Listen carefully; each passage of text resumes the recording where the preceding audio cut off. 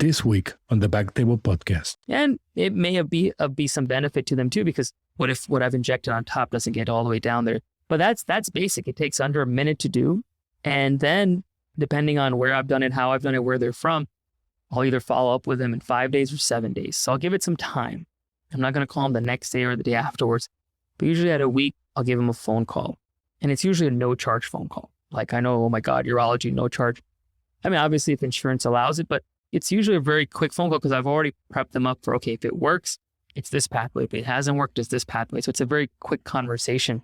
But the block, I know there's been a lot of published data on it. In these patients with this nerve pain, a block can be almost 90% effective. All we're looking for really is a reduction in pain. We're not looking for a complete resolution. And me, what I'm looking for is those 1% where sometimes a block can make them worse.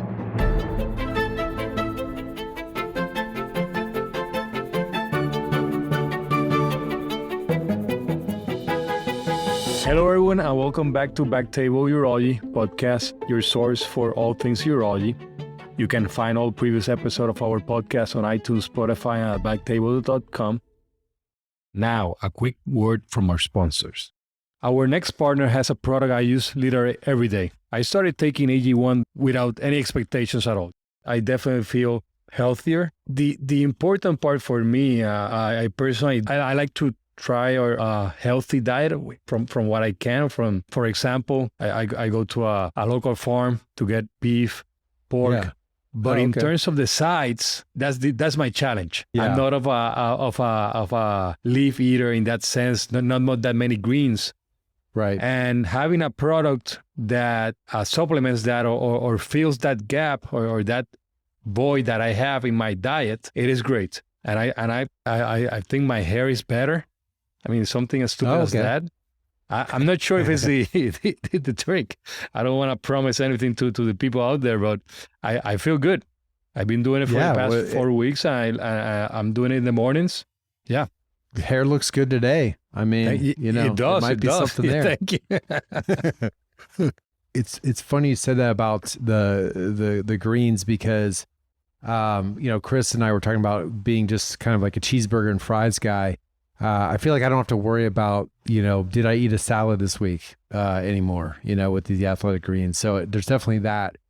And, what I did ask in the beginning, and my wife asked me this when she started taking it was, what is this stuff? Like, what's in it? And so with one scoop of AG1, you're actually absorbing 75 high quality vitamins, minerals, whole food source superfoods, probiotics, and adaptogens to help you start your day right. So, it supposedly helps with gut health, your nervous system, your immune system, with energy, like you said, helps with focus and aging. And now that I'm in my mid-40s, I definitely need some help with aging, To make it easy, Athletic Greens is going to give you a free 1-year supply of immune-supporting vitamin D and 5 free travel packs with your first purchase. All you have to do is visit athleticgreens.com/BackTableUro. That's /BackTable URO. Again, that is athleticgreens.com/BackTableUro to take ownership over your health and pick up the ultimate daily nutritional insurance. Now, back to the show. This is Jose Oche Silva as your host this week, and we have the opportunity to have Dr. Jamin Brahmbhatt. Dr. Brahmbhatt specializes in male infertility, sexual dysfunction, and chronic testicular pain. He earned his medical degree at Boston University School of Medicine, then completed residency at University of Tennessee in Memphis. Afterwards, he went to complete a fellowship in robotic microsurgery and infertility from the University of Florida. Currently, he's the director of the Pure Clinic in Orlando with Orlando Health Medical Group. Actually, the Pure Clinic is actually in Claremont, but Orlando area. He's an active in many professional organizations, including Florida Urological Society, where he was the past president in 2021, part of American Urological Association, and others. He is also the co-founder of nonprofit initiative Drive for Men Health, which raises awareness of men's health. Jamin, welcome to BackTable. Thanks for having me. I'm so excited to talk about ball pain with you today, man. As I'm sure your listeners already listened about that. So that is exactly what we're going to talk about, ball pain. Unfortunately, it's one of those topics that you see often in the office, and really you don't know what to do, or I guess if there's no tumor, If it's not a hydrocele or some obvious pathology, what to do next? No, you're right. It's absolutely frustrating if you look at your clinic schedule, or if you look at even the other podcasts you've done at BackTable. You got things about cancer and opioid, and you got stents and stones, and very little testicular pain or very little things on chronic pelvic pain. It's just like our clinics. Most of us actually try to avoid this because, it's unknown and patients can be a little bit crazy. But hopefully after our conversation today, it's no longer something that you try to avoid, and you try to assist and facilitate as best you can. So the balls don't have to suck. And definitely, and that's something because most of the time you feel frustrated with these patients. I mean, they come to you, they probably already been from doctor to doctor jumping around, and they do maybe pain medication, everything's normal, go back home. So how do you get involved in testicular pain? So it's interesting you mentioned pain medication, they go back home. I was just listening to your BackTable podcast on the opiate epidemic and how as urologists, we should be really cognizant of, not prescribing too much and thinking of alternative therapies. This is one of those things where they're usually not seeking drugs. They're usually not seeking pain medication. Yes, out of 100 patients, you may see maybe one or two that may be kind of like searching for that script, but a majority of them are very legit. But the reason when you're seeing them in your office and they're so anxious and they're so stressed out and they seem so overwhelming is because you're probably the number second, third, fourth doctor they've seen. On average, patients have seen about 7 healthcare professionals before, they get something done with them. In our office, we've seen over 8,000 plus men with some degree of testicular pain or groin pain or pelvic pain. So we have a lot of experience, but we can also tell that a lot of these patients, they're not really looking for pain meds. They're not really looking for surgery. What they're really looking for is just someone to listen. And that can be hard when we have busy clinics, but I think it is something that we can definitely do a better job of. Now, you mentioned how I got into ball pain. Yeah, exactly. I was trying to avoid that question. No, I'm just kidding. So you asked how I got into the whole testicular pain realm. I got to give kudos to my fellowship director. Then he was my partner and my mentor, Dr. Pericottle. So Dr. P, as we like to call him, actually did a lot of the pioneering studies on testicular pain. There was some things that we had to offer patients. There was some research, but no urologist was really focusing hours and hours on research. So Dr. P, when he kind of finished his fellowships, he kind of really took a deep dive into testicular pain and trying to help these people. I was fortunate to meet him when I was a resident, and then I got to know him, and then I joined him for a fellowship for a year. And the rest is history. I kind of fell in love with what he was doing and what we were able to do for patients. And then we became partners, and we were together for almost 8 years.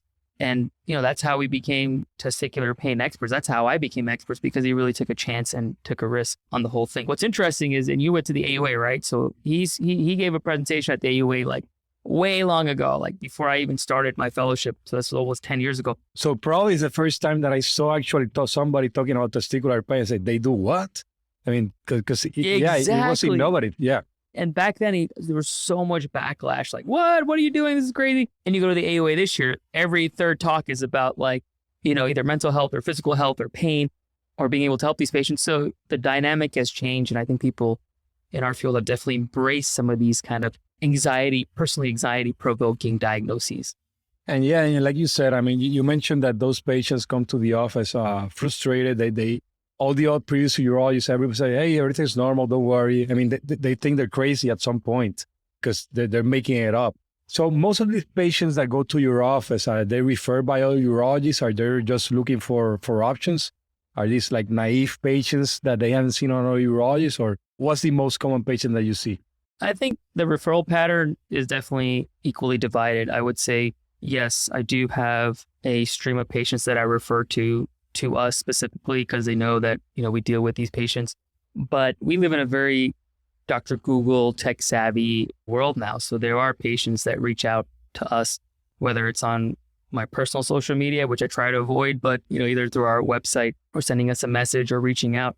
And what's interesting is a lot of the direct connections that are made to us, they usually start off with, can you help me? It's kind of that's, you just take the guards down when that's how they start off with, hey, can you help me? I've been through this.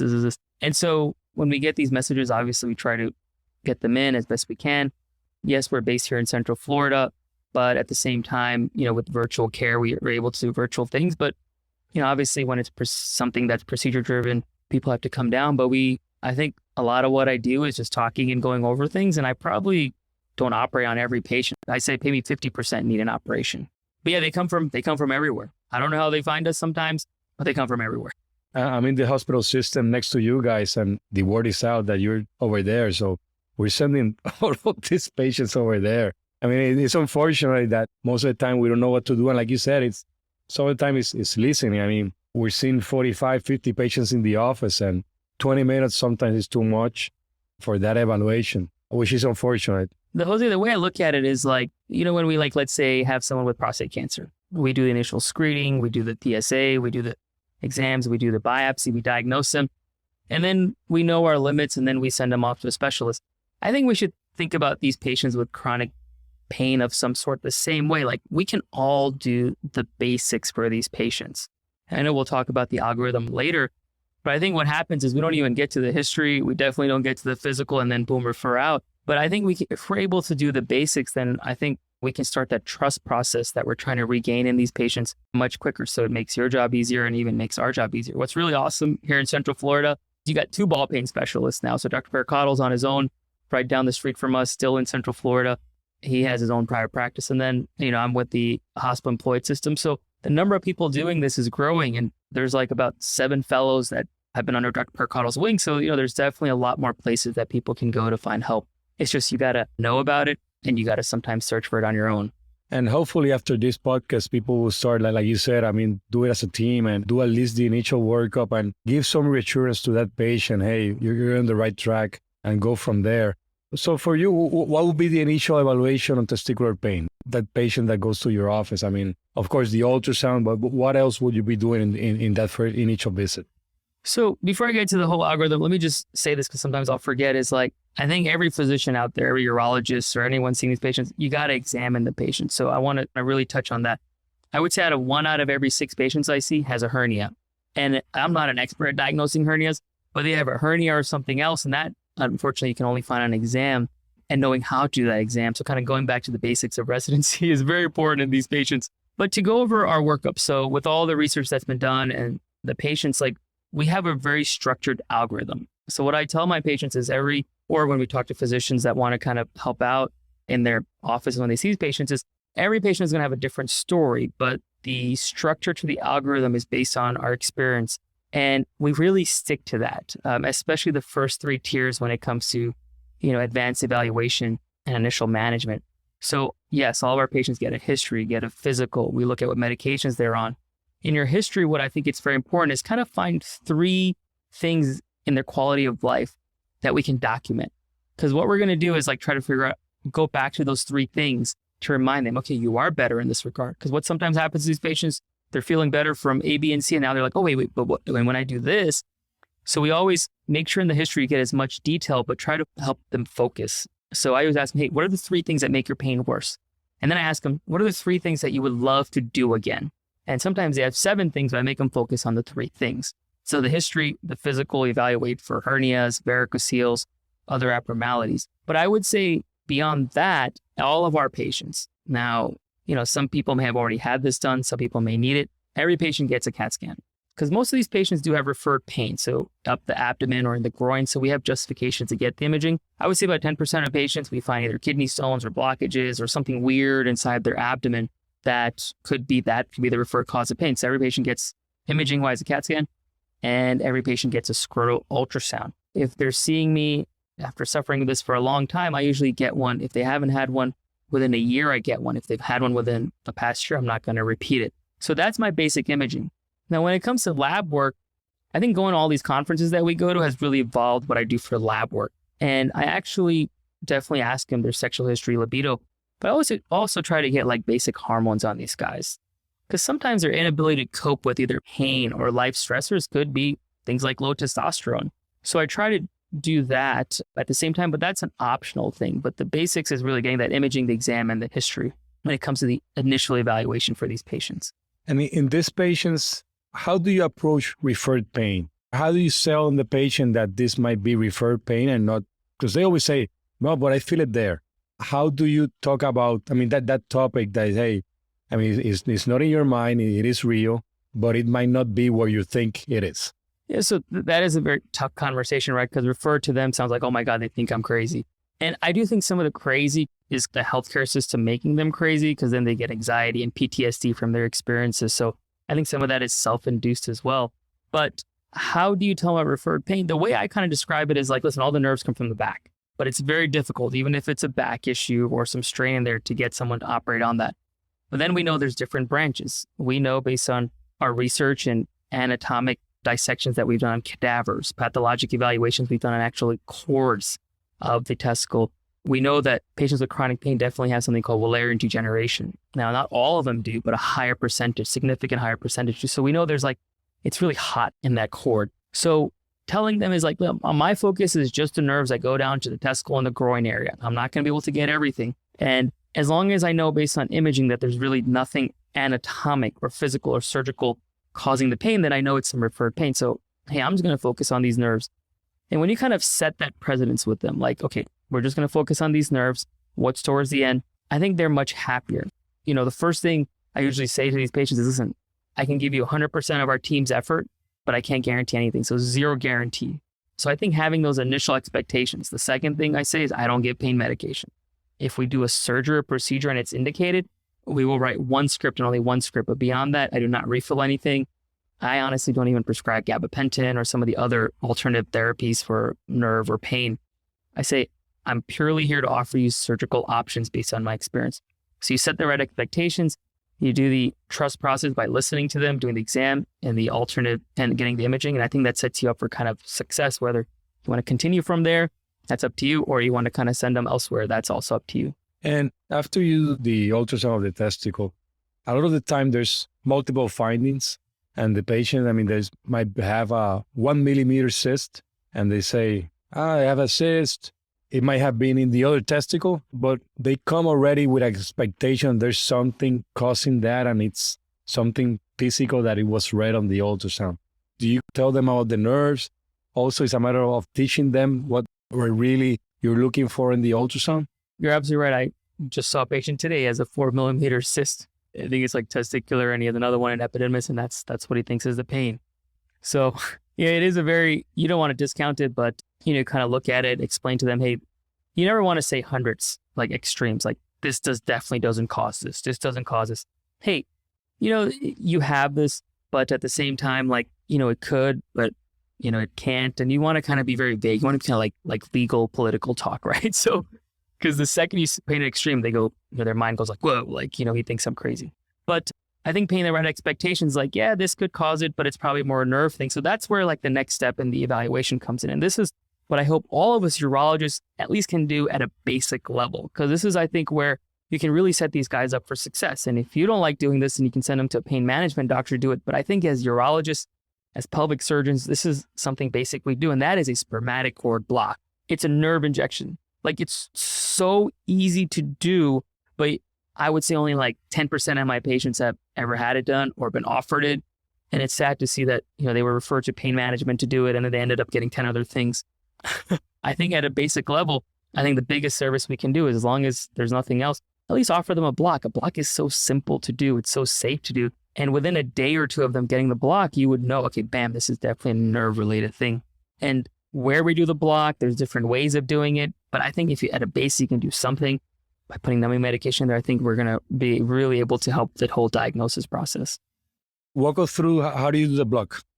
So our patients often have a lot of pain, and they've had a lot of PTSD. So we do our blocks under some kind of sedation, whether it's nitrous oxide in our office, or if they want to go completely to sleep, that's fine. Now, it may seem a little extreme, but a lot of our patients, we've looked back, a lot of their PTSD has come from just an exam or an injection or trauma or some sort. But you could also do it with the patient awake if they're comfortable doing it. I do a fair share now just in the office, especially when they're traveling. It's hard to coordinate everything. But regardless of the sedation tactic, a spermatic cord block, essentially, first of all, what do we mix? So every block is different. When I'm doing it, when I have the availability of having something like Exparel, which is a long-acting anesthetic, we'll mix Exparel with Marcaine. That's all I'll inject. The biggest mistake people make out there is they inject too little. So what I've learned from our experience is you want to inject a lot of this stuff in there, because you want to get it as deep into the crevices and to the small areas as best you can. When you're just injecting like 5 cc's, 6 cc's, it's not going to go anywhere. So most of our blocks are 30 cc's in volume. Obviously, the mixture can change based on where I am or what the patient can afford to do. But my preference is Exparel and Marcaine. But if it's in the office where you want to be a little bit more cost effective, then you can use lidocaine and Marcaine at the same time. But the key is we often infuse 4 milligrams of Decadron, steroid in there. So you get an enhanced anti-inflammatory effect when we're doing the block. So all of our cocktails have about 30 cc's and we mix some long-acting, something short-acting, and then we add the steroid in there. The block, it's hard to describe verbally here. But I put you on the spot.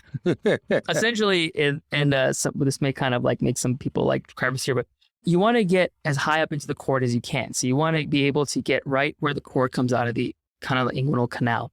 So what we do is we take a lot of the scrotal skin and then we put our finger all the way up where we can feel the canal. And then I keep my finger right on the canal and I protect the cord underneath my hands. And then I basically go to the right and the left of the patient.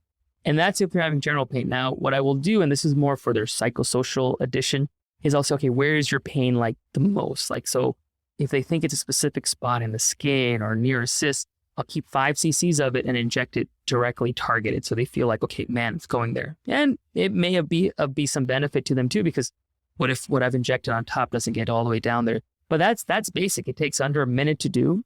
And then depending on where I've done it, how I've done it, where they're from, I'll either follow up with them in 5 days or 7 days. So I'll give it some time. I'm not going to call them the next day or the day afterwards, but usually at a week, I'll give them a phone call. And it's usually a no-charge phone call. Like, I know, oh my God, urology, no charge. I mean, obviously if insurance allows it, but it's usually a very quick phone call because I've already prepped them up for, okay, if it works, it's this pathway. If it hasn't worked, it's this pathway. So it's a very quick conversation. But the block, I know there's been a lot of published data on it. In these patients with this nerve pain, a block can be almost 90% effective. All we're looking for really is there reduction in pain. We're not looking for a complete resolution. And what I'm looking for is those 1% where sometimes a block can make them worse. So as the last patient, I want to do something extreme on. So it's diagnostic and therapeutic. And in those patients that, let's say, it works, how long does it last? So depending on what we're injecting, the Exparel, when we add the Exparel, it should be about 3 to 4 days. When we're doing the lidocaine Marcaine, it's maybe a day or 2 days. But dude, like, you'd be surprised, like, sometimes all we do is a simple block and they have no pain forever. So we do sometimes hit the jackpot. I don't know if we're resetting the nerves. So it's curative. Maybe it's some psychosocial component. And I got some guys that are like high level, either professional athletes or executives that I just do a block on them as needed, like maybe once a year, like they have a flare up. But then if they're looking for something more definitive, then our next go-to is generally something called a neurolysis. So neurolysis, the way I describe it to patients, is kind of like a nerve dividing or nerve stripping. But for us, it's essentially knowing the anatomy of the cord and knowing where those nerves are and kind of ligating and dividing that tissue. So you're basically cutting off the signal to the testicle. And those we will do robotic and microscopic. Absolutely. So the robot is purely a substitute for a microscope. Okay. So if you have a microscope, you can do it that way. If you want to do it with a robot, you can do it that way. And there's actually been studies published looking at the cost of both. And they found that the cost actually comes out to be the same at the end of the day when you look at all the different supplies and assistance and everything needed. So I hate saying the word robot. You said that's why I said it, because I do feel like sometimes in our field, like, oh man, they use a robot. Oh my God, it's marketing. It's a gimmick, blah, blah, blah. Like that's what they said about kidneys and prostate. So I always tell, I'm honest with my patients too, like, because they come to, oh man, you're going to use a robot. You're going to turn a machine and it's going to fix me. I'm like, no. The robot is just a tool. It doesn't make your outcomes better. It doesn't make your outcomes worse. It's something I use in the operating room to get you the best treatment and outcome possible. But yes, it can be done both. Either way, you need something that's microsurgical because the tissue in there is very, very fine. So you want to be able to cut and divide as much tissue as you can. And for these patients that do improve, or let's say that is, you mentioned athletes, if it's really with movement, I mean, when does a muscle is part of this equation and the role of physical therapy in these patients? So you bring up a great question. I'm glad you did, because people are going to think I'm just knife happy here. So all of our patients, whether we're seeing them naive or if they've seen some other people and they haven't had thing done, we maximize everything medical. So antibiotics, if we think it's some kind of infectious process, or anti-inflammatories for at least 30 days to 90 days. in combination with something else if we think it's more nerve related, if it's muscular, or even if I don't think it's muscular. Like I do tell all our patients, hey, listen, you can do physical therapy. The problem with physical therapy is you need someone that's like an expert, and some places don't have experts in that field. Like if you kind of watch how the therapy is done on the groin, it may seem like X-rated film sometimes, but it's a very professional therapy that's done. And yes, there's tons of research that shows it's effective. I recommend that. I recommend acupuncture to these patients. I recommend stretching, yoga, weight loss if they're overweight. So yes, we definitely go through all these things as best we can, because it's not chronic until it's at least 3 months. But even if it's been past 3 months and there's certain things that haven't been tried, we absolutely will try them beforehand. But in my experience, like the stuff doesn't work as well. And maybe it's just, I just see the worst of the worst when it comes to these patients. But yes. So you mentioned something so when does musculoskeletal come into play? What's really awesome is, I think it was a couple of years ago, there was some abstract or something that talked about the use of MRI. And I've actually integrated MRI into a lot of my workup now as well. So what I do, because I've talked to the doctors that manage the teams here in Central Florida, like, what do you do for your athletes? Like, how do you look at musculoskeletal things? I talk to the radiologist, what's the best form of imaging? It's actually very easy. We already order MRI of the prostates. Those are essentially MRI pelvises, but it's essentially an MRI of the pelvis. And all you have to do to get it done right is just put MSK read, so musculoskeletal read. So there's a certain way, I still don't understand this, that's why I'm not a radiologist, but there's a way to do the scanning and looking where they look at a lot of things. So yes, we found like, ligament issues and tears, and we found like microfractures. And so in those patients, then it takes a team approach. So if I find a hernia, we consult one of the general surgeons, like, hey, can we do something together? Or you fix hernia first. When it's something like this, I send them to whatever the issue may be as a specialist in that to have the patient evaluate it. But it's usually, they usually come back to us afterwards. So you mentioned about medication, and anti-inflammatories for 30 days. What type of anti-inflammatory are you using?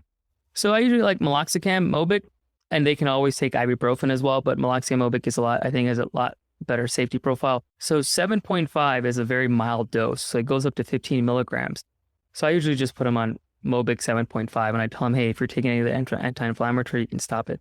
What I will do for some of my most severe patients is actually put them on a Medrol dose pack the first time I meet them. Like, okay, this is what we're going to do. We're going to try to attack everything as best we can, as if you're coming to the emergency room with a broken back. We're going to say you have a broken ball.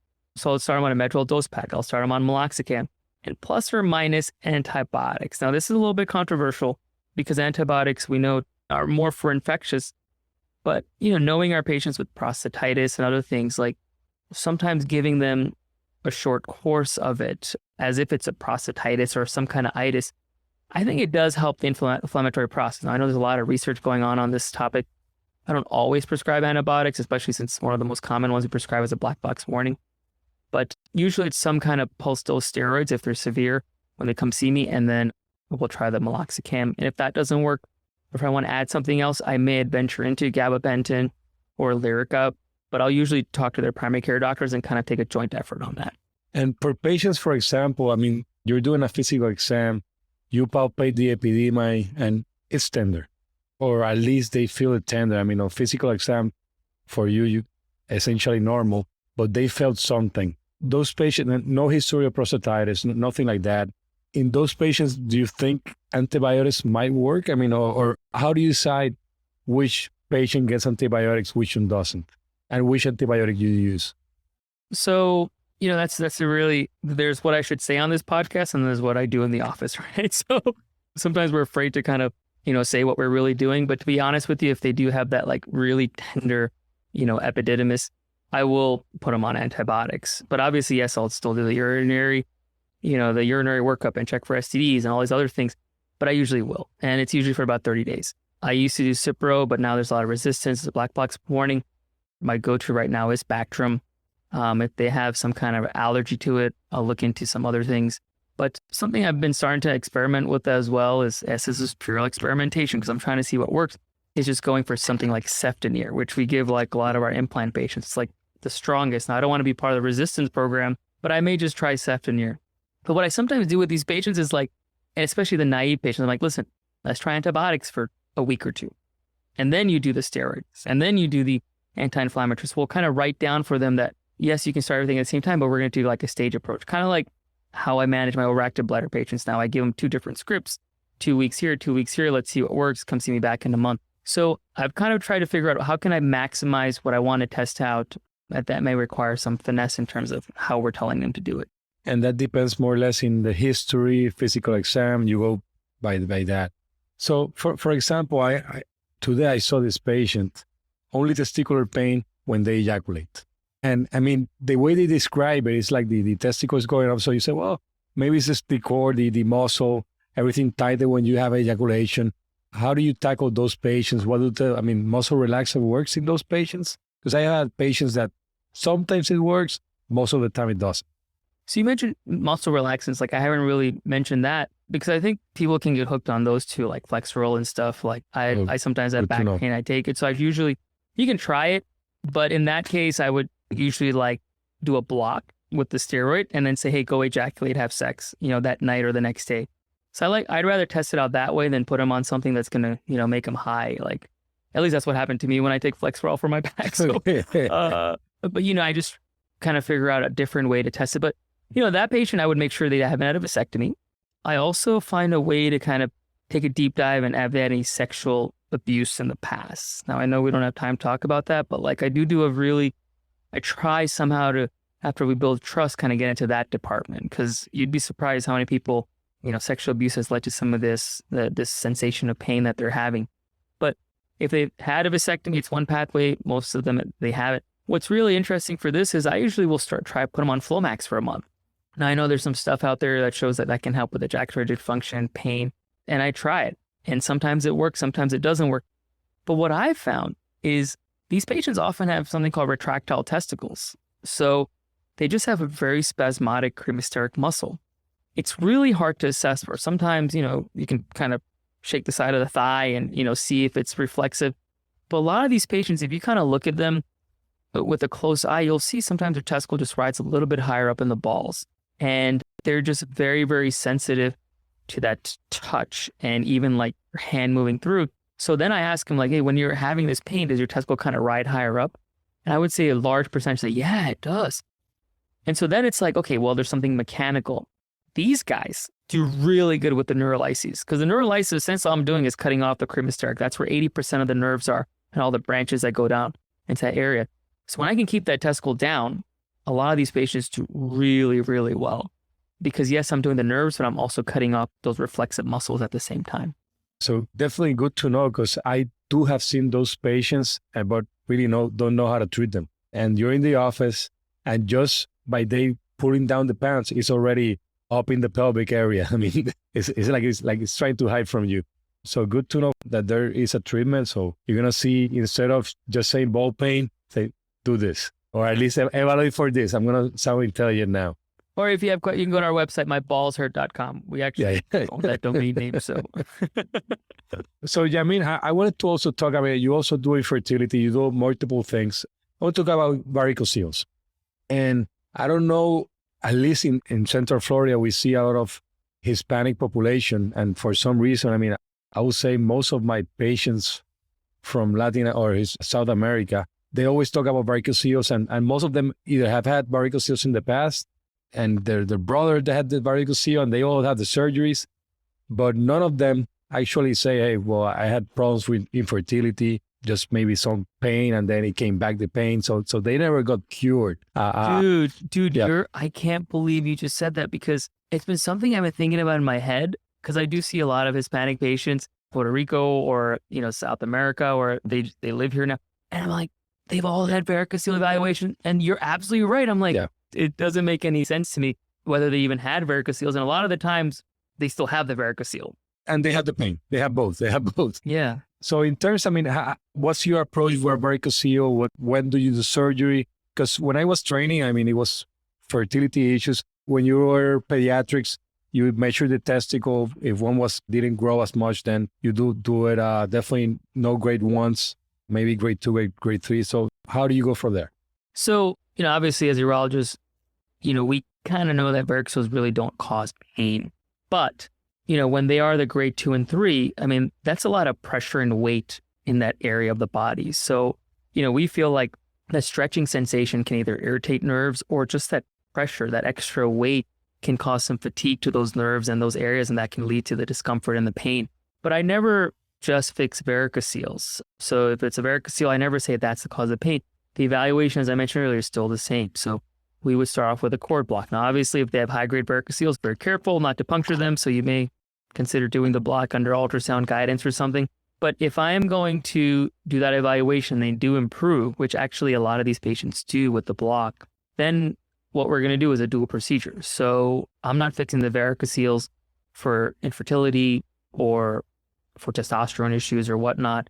I really, when I go in there, I'm going to kind of take care of the potential cause of the problem for the pain. So I'll do the neurolyses, and then we'll do the varicocelectomy at the same time. We're trying to go in there and do as much as we can. And those patients actually do fairly well. And in terms of the varicocele, I mean, I remember, again, in training, some will do ligation, so the removal, the cutting, a big chunk of it. What do you do? So I do this, the standard subinguinal incision, and I actually do go ahead and tie off all the veins with silk suture and then divide them as best I can. So I know some people use clips, some people still, I don't know why they do it intra-abdominal, like. Well, the reason that you do intra-abdominal is to repair the hydrocele eventually. So you get that extra surgery in the future.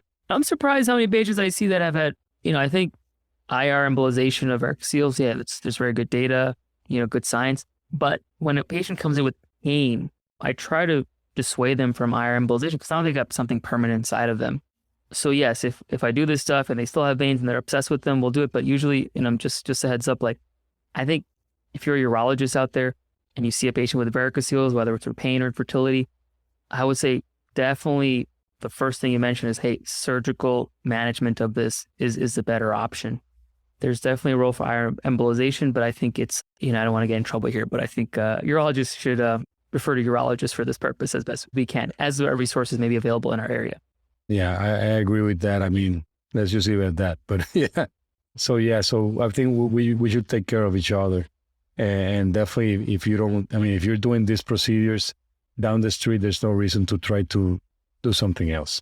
Really, especially if it's for a patient with pain, like, I think getting that advanced evaluation is very important, because I only mention this because there's patients that are obsessed with like the coils that are inside them. They see them on CAT scan and they're read in the CAT scan. And then they want me to do like an abdominal exploration. I'm like, oh my gosh, so it does kind of complicate things sometimes because they get obsessed with these things. So yeah, I think we covered most points. I guess the important part is talking to the patient, setting up expectations, because like we talk about these small things that they find on ultrasound, they think that that's the cause of the pain. Definitely don't say that it, like you mentioned, like that's not it, but just try to put it very vague that most likely something else.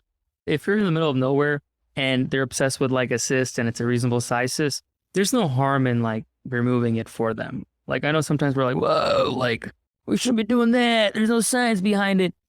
But like sometimes these patients just want some help. And if they're obsessed with that point, then there's nothing wrong with going and removing a cyst. I'm not saying do it all the time, obviously the appropriate evaluation, but sometimes this is something anatomical that you can actually feel like, it's okay to try, especially because it's hard to get these patients elsewhere. But set the expectation. If this doesn't work, then you're going somewhere else. I'll at least do this basic thing for you. One thing I did want to say is when I do see patients with varicoceles plus or minus pain, I do kind of get a semen analysis on them and hormones on them for sure, even if they're not thinking about fertility, because there's complications with procedures that we do, right? So what if you lose your testicle or something? We haven't lost a testicle in over 9 years, but I want to make sure that we know as much information as we can before I put a knife in them. So Jamin, I wanted to talk about, you do multiple stuff. You're not just a ball pain guy. You do a lot of branding, a lot of things outside of your office. And I want to talk about the Drive for Men initiative. I remember a long time ago, I saw it in Facebook once. So can you talk about it and what it is? Yeah, so Drive for Men's Health, was something really cool. So this was Dr. Varicocele and I, when we were partners, we got very frustrated with how much we could do just in our office. So you could see 30 patients, 40 patients, operating 8 people a day. And we wanted to do something more broader. It was also our experience with these patients that come in with this pain, because there's like incidents of 100,000 men a year that have some kind of pain in their pelvis or their testicle. And we also saw that even us as dudes, like we really don't communicate well, don't engage healthcare as best we should. So, we had this light bulb moment, and that was when he actually got a Tesla. So now every Tom, Dick, and Harry has a Tesla now, or has one on order and is waiting a year for it. But this is when Teslas were like very rare. So what we found was when he was driving around his car, that all these guys would be interested in the car. And then they would ask him like, hey, what do you do for a living? Urology. And then they would open up about a million things. And it's not always erection. They talk about the heart, the GI, like, oh yeah, you're a doctor. So that's when the light bulb went off, is what can we do to incorporate the car and get men to start talking about their health? So two crazy guys that we are, we got buy-in with the team, and we drove over 24 hours from Florida to New York the first year. And this initiative called the Drive for Men's Health. We just went, like it was crazy, but they got so much traction that the next year we went even crazier, 6,000 miles over 10 days. And then we did this for almost 7 years straight. We took it global to Dubai and India and other places. And what we found was, like, I don't want to take all the credit for it, but I think it made talking about men's health and getting men talking kind of sexy in a way. And it gave people a way to kind of have that conversation. Let's talk about the car. And we actually did these surveys every single year where we kind of found the psyche of men. So men actually know more about their cars than their health.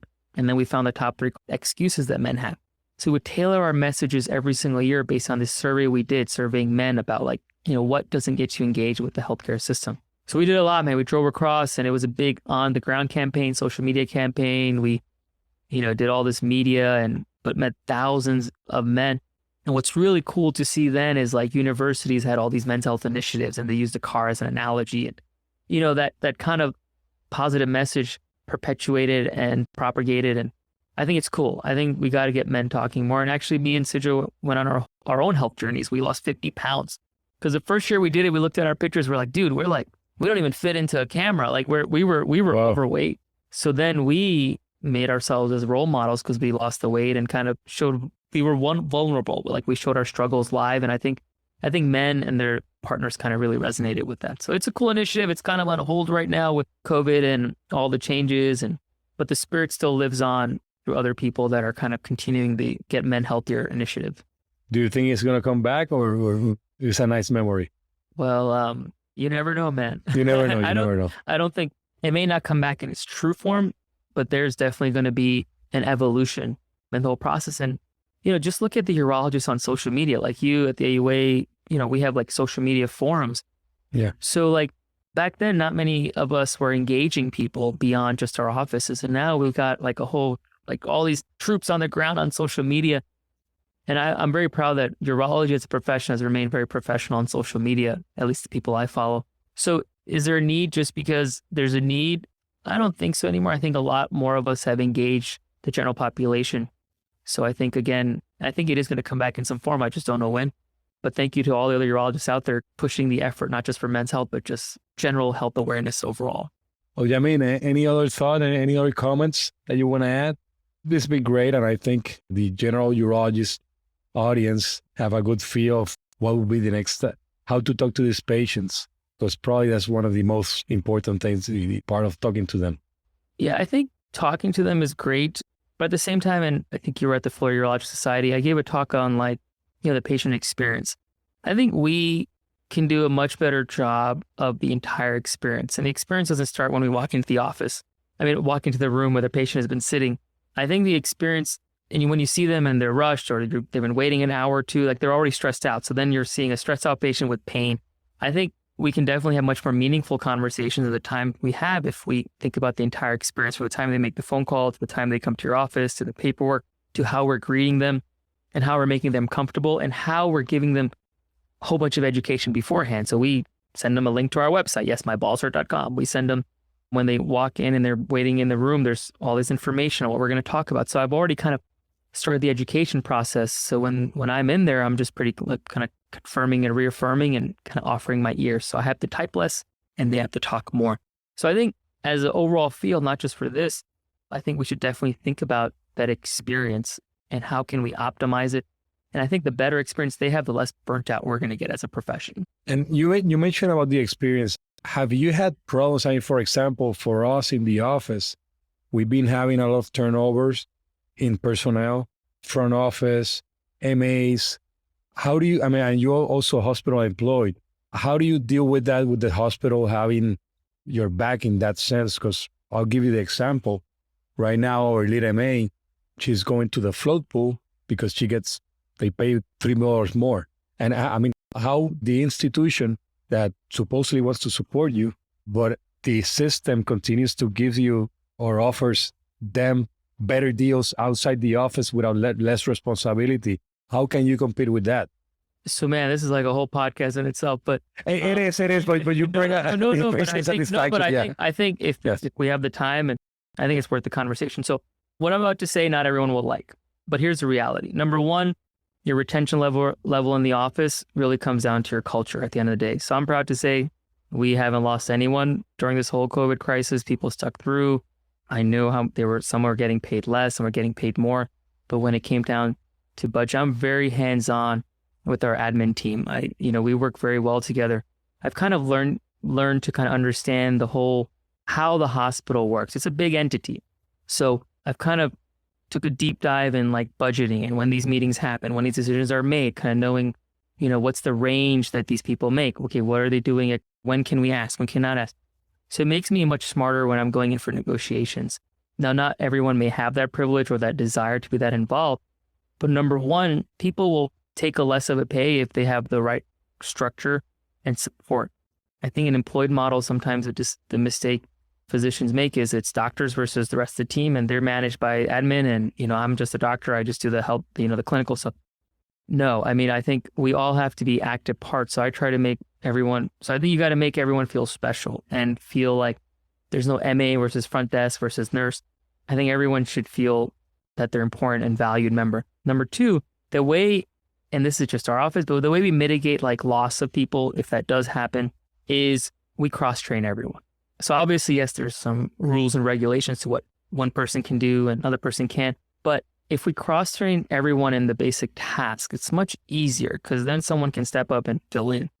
The other thing is when it comes to like equipment and certain like day-to-day things that, in one room, the gloves are thrown here and the TUMI syringe are thrown somewhere else. We try to in every single room have like a standard, like this is where things go. So if you have like the basic standardized, so when equipment comes, it goes here, in the rooms it's this way. These brochures are always in this rack on like row 4, 3. And it's sounds a little bit anal and we're not perfect at it, but kind of like optimizing, because I've done a lot of reading on like optimal workflows and how like cars are made or a production and how even computer chips and all these things. And what I've learned is all about the automation process and how can you automate it using humans. And you can automate it by providing a proper structure. So I think the second thing to avoid like major disasters in your office is, try to cross-train people as best you can. Now, maybe a little bit difficult to do, but like, if you take for an example for an MA, right? So there's like, we can only do this and the other people can only do this. But if you look at their job description, they can all answer phone calls. Like a patient doesn't want clinical stuff all the time. Like you can answer the phone call. You may not be able to give medical advice or vice versa. Or rooming patients. They may not be able to take the blood pressure, but they can actually still room the patient and talk to the patient, get the basic information that then I can clinically fill in later. So kind of figuring out savvy tactics, that will help. Now, the pay part is very difficult. I think, it's interesting, you work at the other hospital, I work at this hospital. We always hear, oh, this person's going to your hospital. And then we hear, oh, this person came from your hospital to our hospital. There's definitely a game right now with, people trying to make an extra buck or two. And it's fine. Like, hey, go ahead and do it. But sometimes you're selling your soul because you got to commit to 2 or 3 years. And sometimes you're kind of chasing that sign-on bonus. I think it's best if you are worried about the pay, like, talk to your supervisor or talk to, your doctor. Or as a doctor, figure out how much they're getting paid. Like, you'd be surprised, like, what the discrepancies could be and then fight for them when it comes to those pay scales. And the last thing is, I never talk about how much I make. I never talk about productivity. I never talk about RVUs because then, they just think, oh, you're just doing it for the monies, right? So then they start getting that process. So I think, again, it's a multi-tiered conversation, which you can definitely protect yourself by doing some simple things, but then taking a deep dive in other things. Like you mentioned, it's about culture. And I'm lucky that my 2 MAs that I have had since I started still there, but at some point, one of them will leave because she's young, she's very good, and the system provides for her to continue to grow in the ladder, but then the office pays for it, I guess. Like our supervisor right now is a rock star. She started off as an MA. So kind of like, what are the opportunities to grow in the office. Yeah. You know, I told you, I tell my patients, like, I can't guarantee anything, but I can guarantee my effort. So I tell the same thing to all the new hires, like, listen, if you want to leave, I'll write you a recommendation. I'll write you your recommendation. I want you to grow.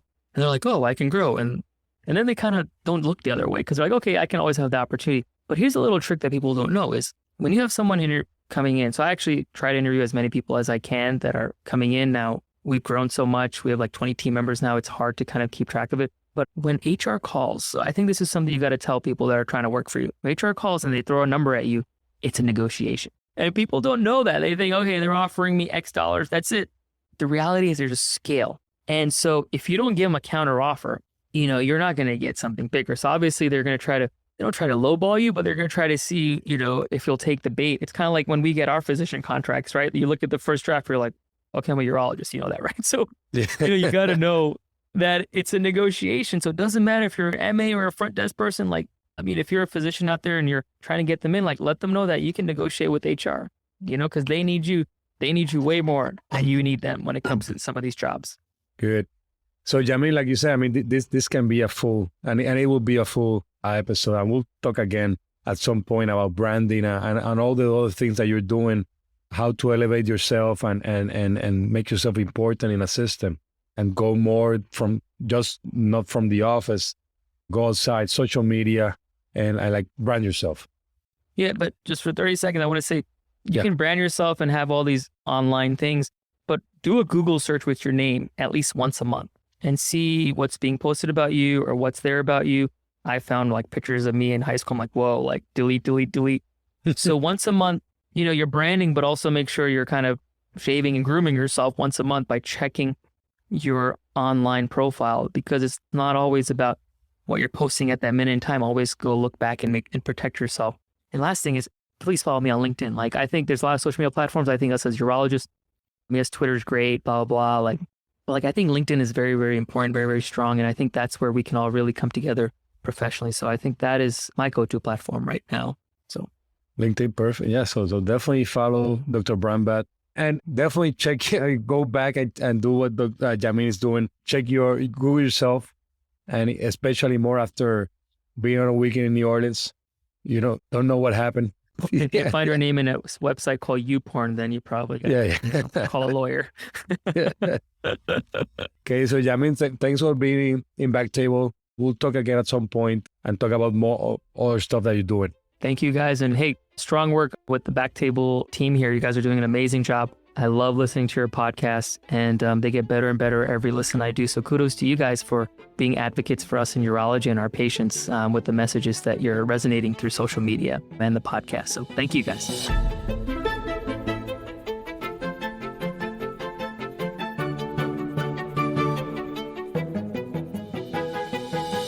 Thank you so much for listening. If you haven't already, make sure to subscribe, rate the podcast 5 stars, and share with a friend. If you have any questions or comments, DM us at _BackTable on Instagram, LinkedIn, or Twitter. BackTable is hosted by Aditya Bagrodia and Jose Silva. Our audio team lead is Kieran Gannon, with support from Caleb Hodson and Ness Smith-Savadoff. Design and digital marketing led by Brian Schmitz, with support from Ishan Sangwan and Vedavi Patwardhan. Social media and PR by Chi Ding. Thanks again for listening, and see you next week.